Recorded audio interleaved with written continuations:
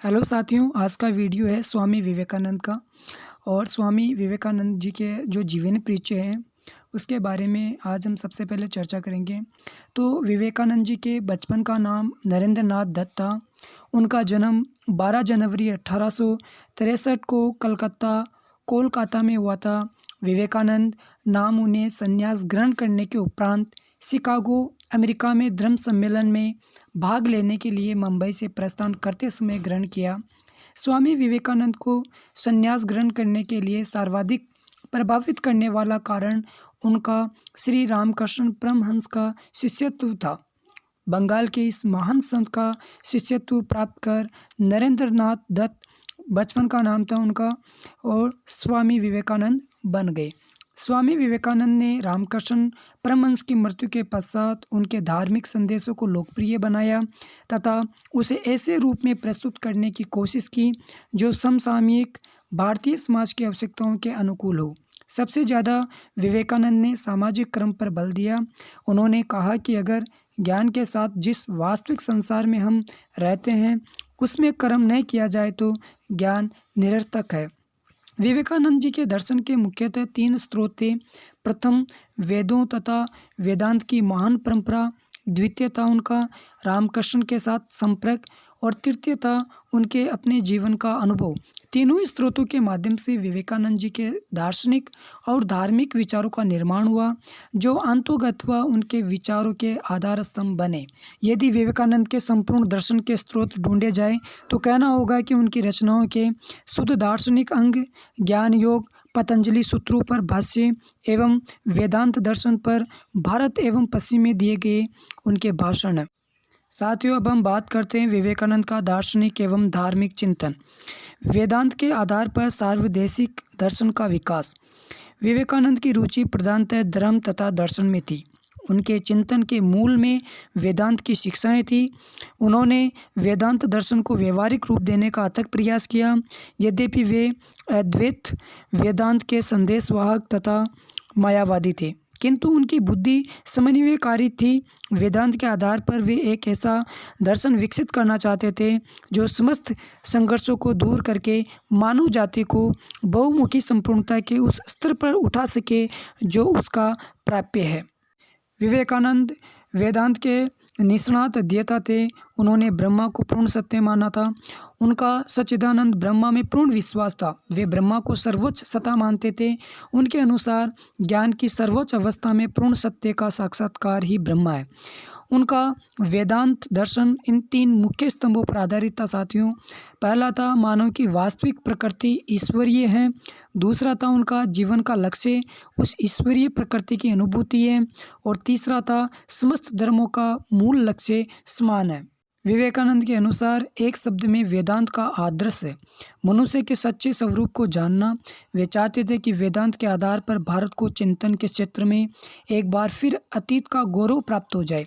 लेकिन उनकी दृष्टि इतनी व्यापक थी कि वे केवल राष्ट्रीय गौरव की सीमाओं से प्रतिबंधित नहीं थे। उनकी भावनाओं में अंतर्राष्ट्रीयता विद्यमान थी। धर्म और उसकी आवश्यकता पर स्वामी विवेकानंद ने बल दिया। साथियों, विवेकानंद धर्म को व्यक्ति तथा राष्ट्र दोनों को ही शक्ति प्रदान करने वाला तत्व मानते थे। उनके अनुसार मेरे धर्म का सार शक्ति है।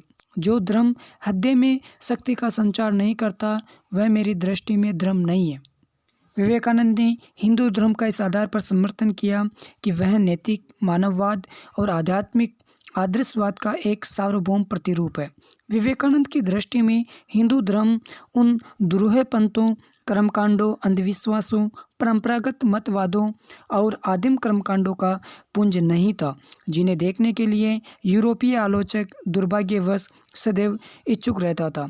अपितु हिंदू धर्म एक ऐसा व्यापक सत्य था जो न्याय, सांख्य और वेदांत के द्वारा अपने हृदय में गंभीरतम दार्शनिक प्रतिभा को शरण दे सकता था, जो मनोवैज्ञानिकों को राजयोग के मनोवैज्ञानिक ज्ञान का भंडार दे सकता था। साथियों, अब बात करते हैं हम स्वामी विवेकानंद का राजनीतिक दर्शन कैसा रहा। राजनीति में स्वामी विवेकानंद का कोई विश्वास नहीं था साथियों, और न ही उन्होंने किन्हीं राजनीतिक कार्यकलापों में कोई भाग लिया।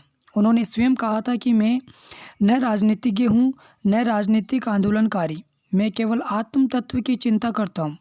जब यह ठीक होगा तो सब काम अपने आप ठीक हो जाएंगे। फिर भी उनके भाषणों और विचारों में राजनीति का जो दर्शन मिलता है वह उन्हें पश्चिम के व्यावसायिक राजनीतिक चिंतकों से कहीं आगे ले जाता है। राष्ट्रवाद का धार्मिक सिद्धांत। हेगल की भांति विवेकानंद का भी विश्वास था कि प्रत्येक राष्ट्र का जीवन किसी एक प्रमुख तत्व की अभिव्यक्ति है। साथियों, उनकी दृष्टि में धर्म भारत के इतिहास में महत्वपूर्ण नियामक सिद्धांत रहा है। विवेकानंद ने राष्ट्रवाद के धार्मिक सिद्धांत का प्रतिपादन इसलिए किया कि वे समझते थे कि आगे चलकर धर्म ही भारत के राष्ट्रीय जीवन का मेरुदंड बनेगा। उनका कहना था कि राष्ट्र की भावी महानता का निर्माण उसके अतीत की महत्ता की नींव पर ही किया जा सकता है। अतीत की उपेक्षा करना राष्ट्र के जीवन का ही निषेध करने के समान है। साथियों, इसलिए भारतीय राष्ट्रवाद का निर्माण अतीत की ऐतिहासिक विरासत की सुदृढ़ नींव पर ही करना होगा। राष्ट्रवाद का आध्यात्मिक अथवा धार्मिक सिद्धांत राजनीतिक चिंतन को विवेकानंद की महत्वपूर्ण देन है। बकीम की भांति विवेकानंद भी भारत को एक आराध्य देवी मानते थे। उन्होंने ये कल्पना की कि भारत देवी माता की दृश्यमान विभूति है, बंगाल के राष्ट्रवादियों और क्रांतिकारियों की प्रेरणा शक्ति बन गई है। स्वतंत्रता संबंधी धारणा। राजनीतिक चिंतन के क्षेत्र में विवेकानंद की एक अन्य महत्वपूर्ण देन उनकी स्वतंत्रता की धारणा थी। उनका कहना था कि संपूर्ण विश्व अपनी अनवरत गति के द्वारा मुख्यतः स्वतंत्रता की ही खोज कर रहा है। उन्होंने कहा कि जीवन सुख और समृद्धि की एकमात्र शर्त चिंतन और कार्य में स्वतंत्रता है, और जिस क्षेत्र में यह नहीं है उस क्षेत्र में मनुष्य जाति और राष्ट्र का पतन होगा। उन्हीं के शब्दों में शारीरिक, मानसिक तथा आध्यात्मिक स्वतंत्रता की ओर अग्रसर होना तथा दूसरों को उसकी ओर अग्रसर होने में सहायता देना मनुष्य का सबसे बड़ा पुरस्कार है। जो सामाजिक नियम इस स्वतंत्रता के विकास में बाधा डालते हैं वे हानिकारक है और उन्हें शीघ्र ही नष्ट करने के लिए प्रयत्न करना चाहिए। उन संस्थाओं को प्रोत्साहन दिया जाना चाहिए जिनके द्वारा मनुष्य स्वतंत्रता के मार्ग पर आगे बढ़ता है। विवेकानंद ने स्वतंत्रता को मनुष्य का प्राकृतिक अधिकार माना है। उनके अनुसार स्वतंत्रता उपनिषदों का मुख्य सिद्धांत था। उपनिषदकारों ने शारीरिक, मानसिक एवं आध्यात्मिक आदि स्वतंत्रता के सभी पक्षों का डटकर समर्थन किया था। शक्ति और निर्भयता का संदेश स्वामी विवेकानंद ने कैसे दिया? राजनीतिक चिंतन के क्षेत्र में विवेकानंद की अन्य महत्वपूर्ण देन शक्ति और निर्भयता का संदेश था। साथियों, राजनीति शास्त्र की शब्दावली में हम इसे प्रतिरोध का सिद्धांत कह सकते हैं। विवेकानंद ने भारतवासियों को शक्ति और निर्भयता का संदेश दिया और उनके हृदय में यह भावना जागृत करने की कोशिश की कि बिना शक्ति के हम अपने अस्तित्व को कायम नहीं रख सकते और न अपने अधिकार की रक्षा करने में ही समर्थ हो सकते हैं। उन्होंने अस्पष्ट रूप से यह संदेश दिया कि भारतवासी शक्ति, निर्भीकता और आत्मबल के आधार पर ही विदेशी सत्ता से लोहा ले सकता है और अपनी राष्ट्रीय स्वाधीनता प्राप्त कर सकते हैं। साथ में ही साथियों, उन्होंने व्यक्ति की गरिमा पर भी बल दिया। विवेकानंद के अनुसार राष्ट्र व्यक्तियों से ही बनता है, अतः सब व्यक्तियों को अपने में पुरुषत्व, मानव गरिमा तथा सम्मान की भावना आदि श्रेष्ठ गुणों का विकास करना चाहिए। उन्हीं के शब्दों में आवश्यकता इस बात की है कि व्यक्ति अपने अहम का देश और राष्ट्र की आत्मा के साथ तादात्म्य कर दे। साथियों, स्वामी विवेकानंद जी आदर्श राज्य की बात करते थे और उन्होंने अंतर्राष्ट्रीयतावाद एवं विश्व बंधुत्व की बात की। विवेकानंद उग्र राष्ट्रवाद के बजाय अंतर्राष्ट्रवादी थे। वे मानव के भेद को अस्वीकार करते थे। वे हिंदू धर्म तथा भारत से असीम प्यार करते थे, किंतु अन्य किसी राष्ट्र से उन्हें घृणा नहीं थी। उन्होंने एक बार कहा था, निस्संदेह मुझे भारत से प्यार है, पर प्रत्येक दिन मेरी दृष्टि निर्मल होती जाती है। हमारे लिए भारत या इंग्लैंड या अमेरिका क्या है? हम तो ईश्वर के सेवक हैं, जिसे ब्रह्मा कहते हैं। जड़ में पानी देने वाला क्या सारे वृक्ष को नहीं सींचता है? साथियों, अब हम बात करते हैं विवेकानंद का सामाजिक चिंतन। उन्होंने सबसे पहले अस्पृश्यता का विरोध किया था। साथियों, विवेकानंद ने भारतीय सामाजिक व्यवस्था का गहन अध्ययन किया था और सामाजिक विषमताओं के उन्मूलन के उपाय बतलाए थे। वे उन वर्गगत तथा जातिगत श्रेष्ठता के विचारों तथा अत्याचारों का उन्मूलन करना चाहते थे जिन्होंने हिंदू समाज को शिथिल, स्तरबद्ध तथा विघटित कर दिया था। उन्होंने भारत में व्याप्त अस्पृश्यता तथा रूढ़िवादिता पर कटु प्रहार किया था।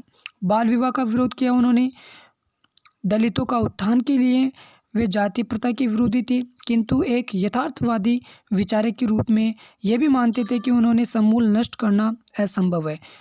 उनके अभिमत में हमारा उचित प्रयास यह होना चाहिए कि मूल चतुर्वर्ण व्यवस्था पुनर्जीवित की जाए और निम्नतर वर्गों को ऊपर उठाकर उच्चतर वर्गों के स्तर पर लाया जाए।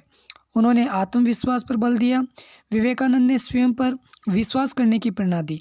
आत्मविश्वास रखने पर ही व्यक्ति में कुछ करने की क्षमता विकसित होती है साथियों, और आत्मविश्वासी समाज ही समस्त बाधाओं को लांघकर ऊपर उठता है। उन्होंने शिक्षा संबंधी विचार दिया। विवेकानंद का विचार था कि भारत की दयनीय स्थिति का मूल कारण शिक्षा की कमी है। वे तत्कालीन शिक्षा पद्धति के प्रबल आलोचक थे।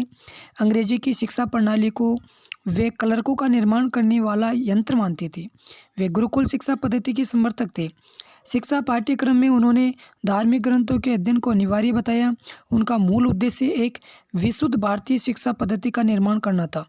अंग्रेजी के अध्ययन पर भी उन्होंने बल दिया था, ताकि भारतीय इस संपर्क भाषा का लाभ उठाकर वर्तमान वैज्ञानिक पद्धति के बारे में जान सके। तो साथियों, आपको ये वीडियो कैसा लगा? अगर अच्छा लगा हो तो प्लीज़ लाइक कर दीजिए, और ऐसे ही वीडियो देखने के लिए मेरे चैनल को सब्सक्राइब कर दीजिए। धन्यवाद।